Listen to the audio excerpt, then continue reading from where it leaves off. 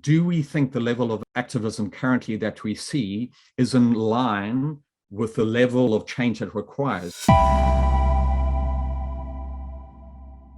Hello, everybody. I'm very pleased to see you again today and to introduce someone who's become a friend and is a great climate activist. That's Angus Rose. Angus went out and, in order to drive scientific briefings on the climate crisis in the UK, he went out and sat in front of the Houses of Parliament for 37 days on a hunger strike, demanding that we start to get full scientific briefings, both to Parliament and to the public, on the climate crisis. Something that Scientists Warning Europe is very, very keen on. While Angus was doing this, we did write several times to try and encourage these briefings to take place, but it's certainly all due to Angus that some positive news has now come out on that. So we're going to go over to Angus now. Thank Angus for coming. Angus, thank you very much for joining us today. Hi there, Ed. Great to be here. Great to have you.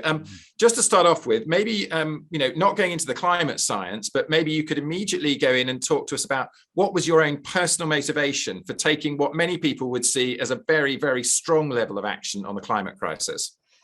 Thanks, Ed. So I studied electronic engineering. As part of my studies, I covered physics and chemistry. So for really quite a long time, I've been looking at climate science, understanding the issue, and seeing it as being a particular risk for my nephews and niece.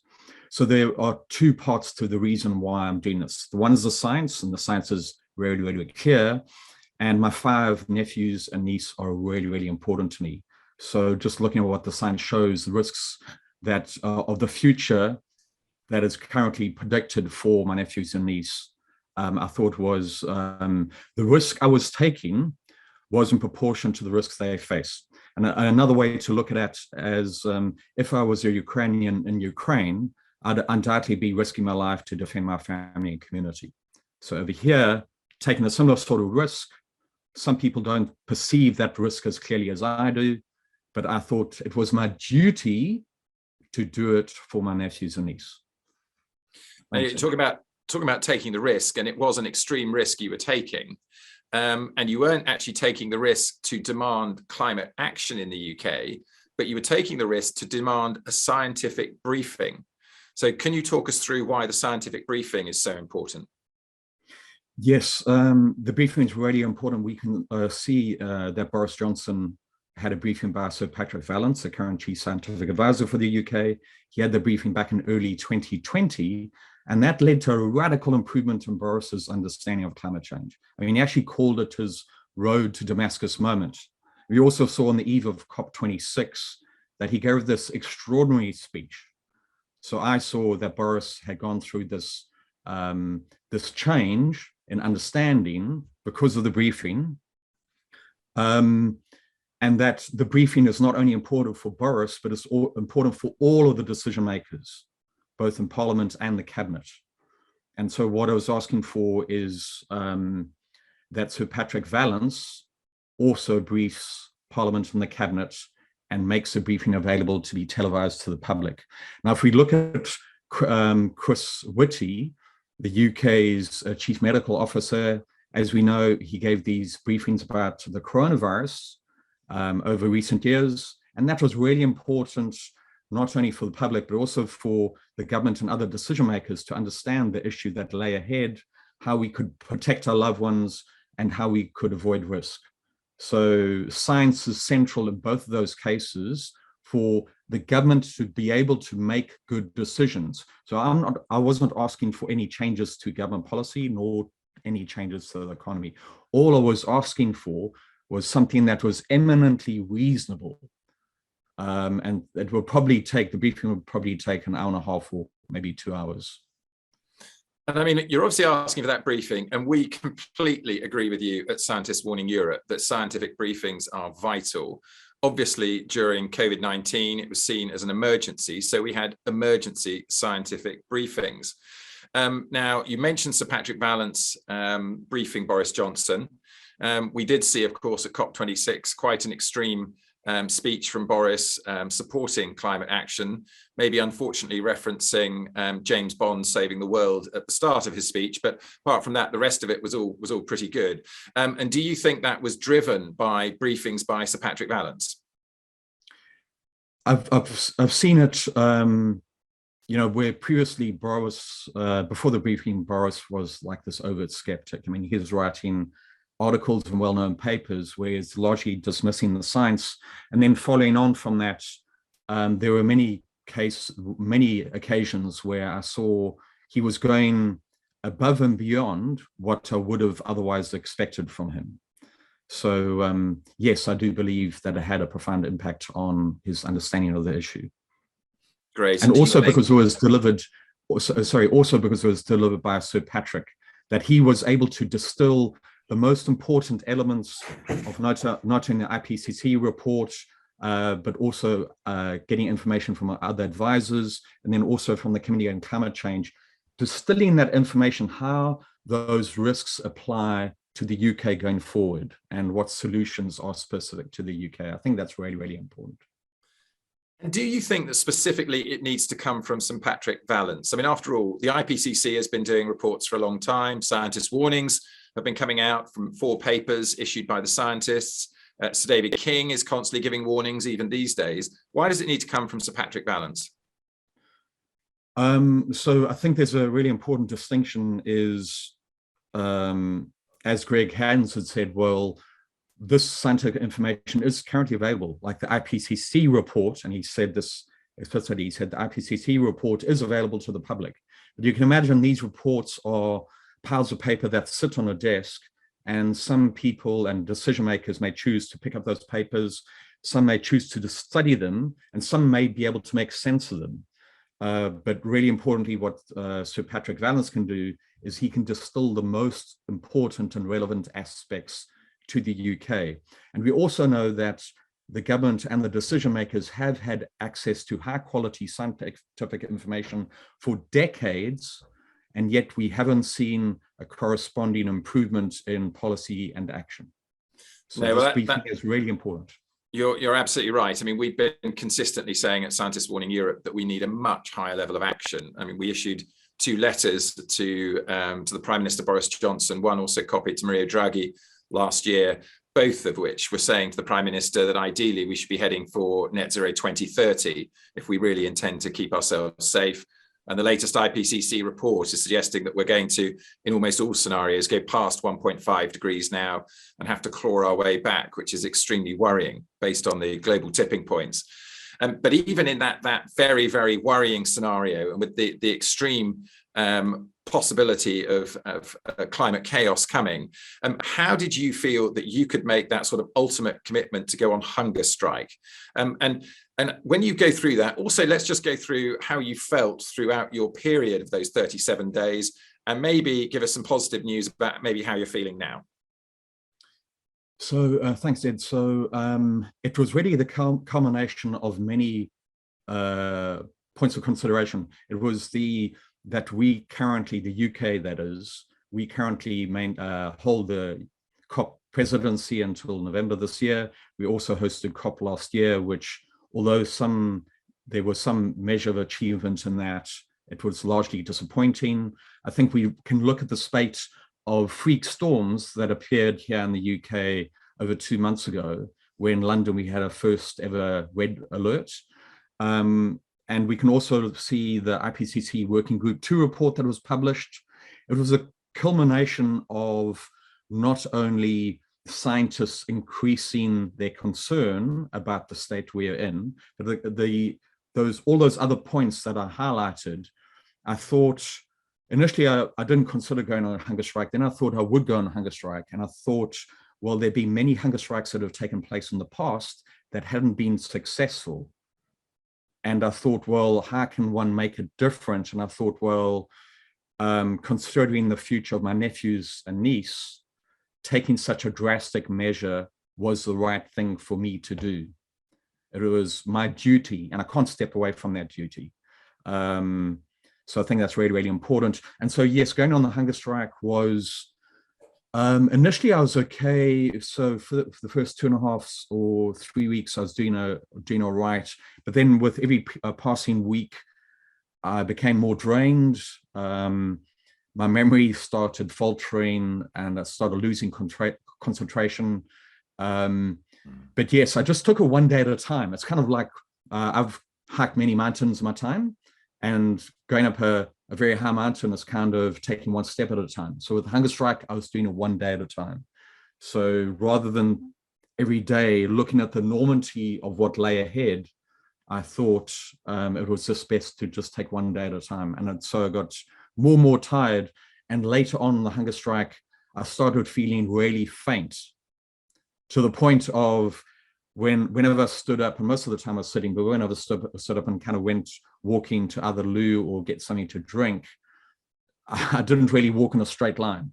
It was people looking out for me in case I fell and so on. So sorry, Ed, and there was a third point you wanted me to cover. How do you feel now? So, and I think that maybe covering two aspects. One is both physically, are you recovering? And the other one is actually, what was the result and how do you feel about the result? So yes, the recovery was a case of me going to the hospital 5 times over the first 7 days, had intravenous feed of high dose vitamins and then also electrolytes, and they were also checking my blood levels. I still felt faint during the first week after ending the hunger strike. And so I went through that really crucial period of refeeding, which carries the greatest risks, especially to a long-term hunger striker. So I kind of got through that. My stomach feels really full even after having a small meal. So physical recovery will take quite a long time. And also my mental recovery, actually, it was quite stressful during the hunger strike. And I'm taking some time out just for me to kind of step away from this. So that's really important. So sorry, Ed, as I said earlier, I'm a bit tired. So don't worry. That one other point was the second point was actually how do you feel about the result? So I got a call on the 19th of April from Caroline Lucas, who heads up the all-party parliamentary committee on climate change. And she's been able to independently organize a briefing of Parliament and the Cabinet. And so she phoned me up to say that she'll be able to organize that briefing. And it was really surreal. I couldn't believe it had happened. It was extraordinary. I'm still trying to understand what has happened. I think once the briefing takes place, I maybe have a better idea of what's been achieved. No, that's fantastic. And Caroline Lucas obviously did some good work there behind the scenes for you, so that's great. What next? What next? So climate change has been on my radar for a long time, but more than being on my radar, it's been a point of focus for me almost every single day. And how do we go forward from, or how do I go forward from this? I don't know. Not many people have done hunger strikes. What will I do next? I'm not sure. But I did, for example, attend a 3-day kind of conference or festival, which was hosted by Byline Times. It ended yesterday. And that was really the media and investigative journalism talking about the issues with society. And I also see the media as being central to the lack of action on climate change. So my kind of breadth of like where one can be effective in addressing climate change, it's multifaceted. So where I'll be involved in the future, I'm not sure. As far as my career goes as a software engineer, I want to get involved in new energy. So that will hopefully be where I'll work in future. Great. I mean, I think it's probably so good point now for us as Scientists Warning Europe. I expect for yourself as well to say that none of us are recommending other people to go on hunger strike in order to get climate action, much as we are very, very appreciative of your work and think it was remarkable and you've been successful. That's great. So I don't think any of us are suggesting that in case anybody's watching, wanting to get inspired to go on hunger strike. That's not what any of us are saying. But I think then adding on to that, Where could climate activists in general learn from your experience in what you've just been doing? Have you got any tips for everybody? And that could range from anybody from Extinction Rebellion to members of the Conservative Environmental Network, or in my not day job as an independent councillor working on climate action. What can we all take as learnings from what you've learned over the last month or two? Really good question, Ed. Thanks for that. So I come from South Africa, and I saw the ending of apartheid. So I lived through that. I saw the level of activism that took place over there. Also, if we think about the civil rights movement and also the suffragettes, if we think in that context, do we think the level of activism currently that we see is in line with the level of risk that lies ahead and the level of change that requires? And that was a question I posed to one of the activists who came along to speak to me. And when I posed that question, he didn't have an answer. He ended up being, I sensed, he was reflecting and going, maybe what he's doing is not enough. So as I was describing earlier, I think my level of risk was in line with the level of risk that my nephews and niece face. And I think we need to think about our younger generations. We need to think about our children. We need to think about our nephews and nieces and grandchildren. And I think if we keep them in mind, whatever we engage with in future will hopefully be more in line with what we're trying to secure. I think that's really important, right? I think we really need to keep that central to our decision making. I think many of our decision makers in government don't have that at the center of what they decide, and that's really unfortunate.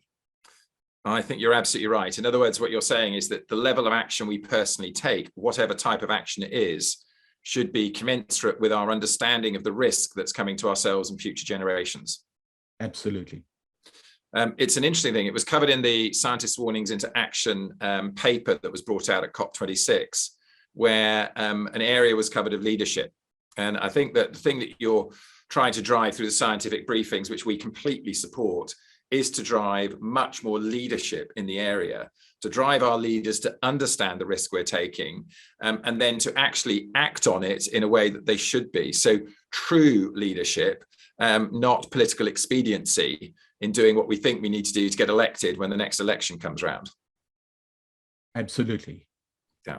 Okay. I mean, I think then if we just maybe just finish coming back to the science and back to Sir Patrick Vallance. And we totally support there being an actual briefing by Sir Patrick Vallance. We think it should be. So a couple of questions connected with that, and then we'll lead to a close. Do you think those briefings, you've got the first briefing, do you think that's going to be enough, or do you think we should have regular briefings? And if we were going to have regular briefings, should they be coming from Sir Patrick Vallance, or should they be coming always from the Chief Scientific Officer? Is that the way to do it? Yes, so very good point there is, I think the regular briefings would be really important, not only for the public and but government, to understand the increasing clarity that the science has about a particular state here in the UK, the risks and possibly new solutions. So yes, I think having those briefings are really, really important. Sorry there. Don't worry. The other one was a small point. Should it always come from the Chief Scientific Officer, or could they be given by any scientist?